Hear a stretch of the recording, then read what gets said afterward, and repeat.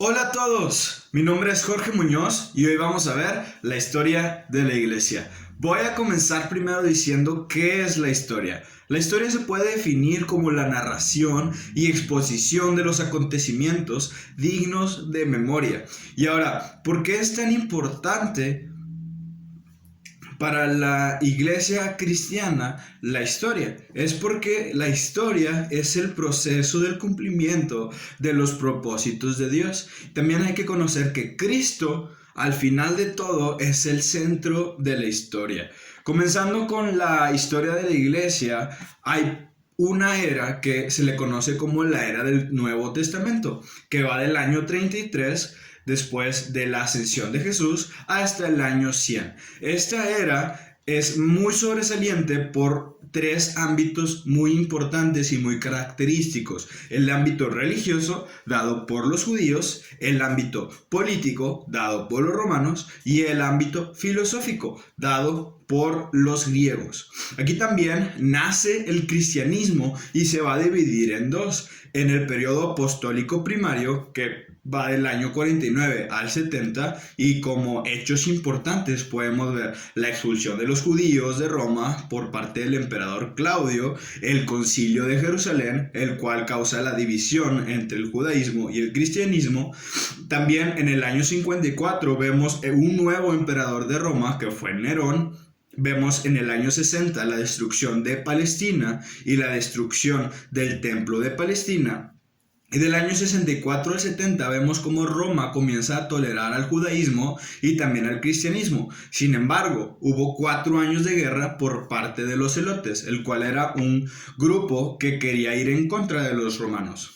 Y también algo importante es que llega el helenismo, el cual lo que quería juntar era la filosofía griega con la romana. Después tenemos al periodo apostólico posterior, que va del año 70 al año 100, y aquí la vida de los cristianos se puede observar en la Biblia, en las 3 cuartas de Juan, así como en el Apocalipsis. Y aquí también es importante decir que el evangelio se expande hasta el norte de África, y hay mucha persecución por parte de Roma porque comienza a tener mucho poder, y aquí llega una primera doctrina que iba fuera de la Biblia, que es el gnosticismo, que se basaba en el conocimiento. Después de esta era tenemos otra nueva era, que es la era católica, o la era de la Iglesia Universal, que después se le cambia el nombre a la católica. Aquí tenemos mucha persecución, tenemos mártires, tenemos padres apologistas también muy importantes, y aquí hay que resaltar que Roma tenía el poder. Todos estaban en contra de los cristianos, todos eran ofendidos por su idolatría por parte de los cristianos. ¿Por qué? Porque el estilo de vida y la adoración a Dios oponía a los estatutos de Roma y oponía a la adoración de los emperadores de Roma. Por lo tanto, empieza la guerra y empieza el odio, y aparte también empiezan finalmente a romper con los judíos de tajo, ya ahora sí completamente. También algo importante de decir es que Ignacio, el obispo de Antioquía, fue el primero en usar el término católico, y esta era va a terminar en el año 312 con la conversión de Constantino, la cual vamos a ver más adelante. Aquí tenemos que los obispos comienzan a tener poder, y aquí vemos que los cristianos comienzan a justificar su fe, y también empiezan a suceder muchos movimientos heréticos, como por ejemplo el ebionismo en el año 130 al 135, el cual lo que quería buscar era una reconexión entre el judaísmo y el cristianismo. También en el año 140 está el marcionismo, el cual rechazaba que Jesús nació de María, rechazaba que Jesús fue hombre y tuvo cuerpo real, también negaba la resurrección, también quería rechazar el Antiguo Testamento y quería recortar mucho el Nuevo Testamento. También tenemos el montanismo en el año 150, y también tenemos al monarquianismo en el año 200, así como el maniqueísmo, el cual lo que buscaba era el dualismo, que solamente había el bien y el mal. Y estas ideas del dualismo eran entrantes de parte de la filosofía griega. Finalmente tenemos el arrianismo del año 250 al 335. Y por último, de esta época vemos la Didache, que fue un manual cristiano que fue constituido por los 12 apóstoles, los cuales lo utilizaron los padres apostólicos como Clemente de Alejandría, como Tertuliano, como Orígenes. ¿Para qué? Para enseñar. Entonces podemos decir que la Didache era un libro de enseñanza. Termina esta era y comienza una nueva era en el año 312 después de Cristo, gracias a la conversión de Constantino, la cual fue el cristianismo imperial, el cual el cristianismo se convierte en la religión del Estado. Se crean los credos, hay muchos concilios de parte de la iglesia, se crean los padres de la iglesia y también en este momento cae Roma. Esta era o esta época termina en el año 590 con Gregorio I, que fue el primer papa. Ahora, en el año 303, un año después de la conversión de Constantino, se crea el Edicto de Milán y en 325 se forma el Concilio de Nicea gracias a Constantino. En 343 después de Cristo se origina el papado romano con Julio I, con el concilio de Sárdica. Algo importante decir de este concilio es que solamente participó la iglesia romana, no invitaron a las demás iglesias. Y aquí se reconoce la autoridad del obispo de Roma, pero recuerden, solamente participó la iglesia de Roma. En el año 380 se forma el Edicto de Tesalónica. Y aquí vamos a comenzar ahora a tener a la iglesia del Estado romano, con los papas como tremenda autoridad de la iglesia. Y en el año 744, Carlomagno incrementa todavía más el poder papal. Y Nicolás I fue el primer papa en usar corona, porque utilizó unas decretales que se le conoce como decretales pseudo-isidorianas. Entonces aquí la iglesia y los papas tenían todo el poder, tanto político como religioso como social. Y también en el año 869 se hace el concilio de Constantinopla, que fue el último ecuménico. Ecuménico quiere decir que todas las iglesias participaban, no solamente la de Roma. Y este fue el último que se hizo de esta manera. Ahora, en el año 870 al año 1050 fue la época más negra del papado, con personajes como Adriano II, Juan VIII y Mariano I, porque ellos empezaron a participar en corrupción, en inmoralidad, en derramamiento de sangre, y por eso se puede decir que esta era fue la era más oscura de los papas y de la iglesia romana.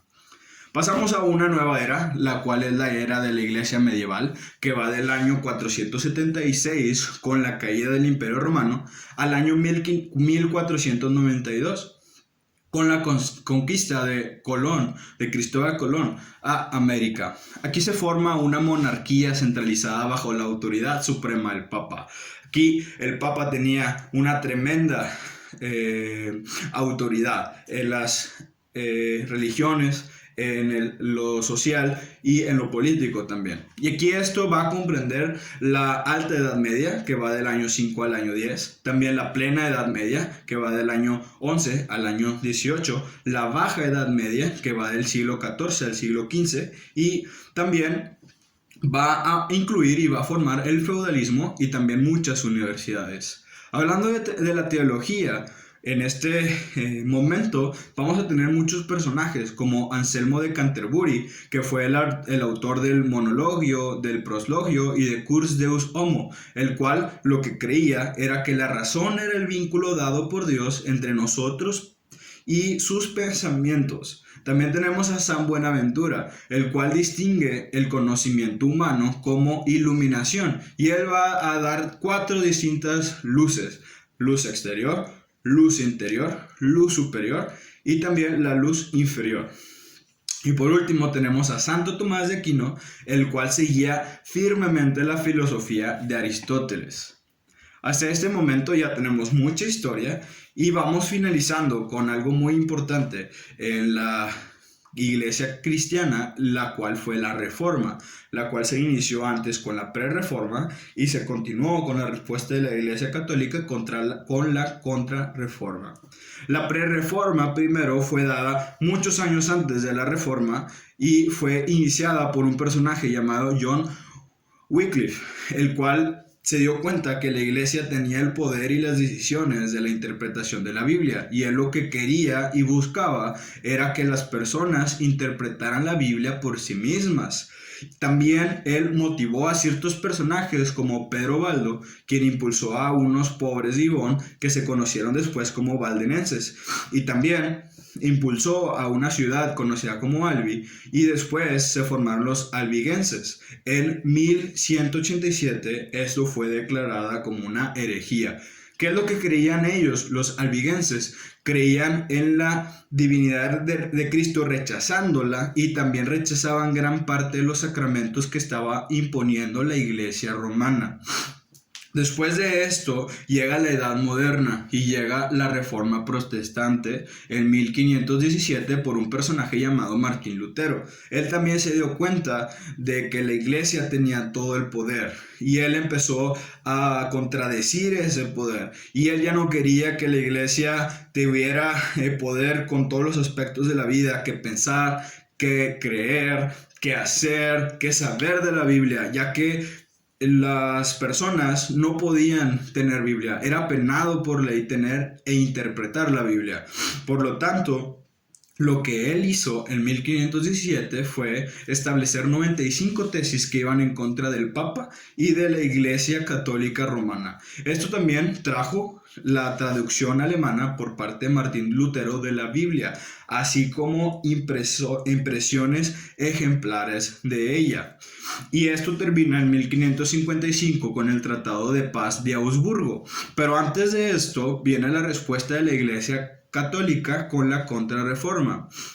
Aquí hay nuevas órdenes de la iglesia, aquí hay una nueva reforma papal, aquí se crea el Concilio de Trento en 1305, el cual quería hacerle saber a los cristianos que ellos estaban equivocados y que ellos debían creer la verdad que ellos interpretaban en las Sagradas Escrituras. También aquí se forma la era del Renacimiento y se influencia, y también la era del Avivamiento, así como la surgición de las naciones-estados. Cae el feudalismo, surge la clase media comercial y rica, se forma el cisma papal, se descubren nuevos mundos y llega esto que conocemos como el Renacimiento. Y además se traduce la Biblia en inglés y en alemán también. Ahora, gracias a Martín Lutero, lo que pasó es que hubo un regreso a la teología y también a la práctica bíblica, pero hubo guerras civiles religiosas por parte de los protestantes y los católicos romanos. Además, se crea la Sociedad de Jesús, sucede el Concilio de Trento, que ya les mencioné, y hay 30 años de guerra, pero después de esto ya por fin llega la paz de Westfalia, que se le conoce. Terminando la era de la Reforma, llegamos a otra era, que es la era de los dogmas y las dudas.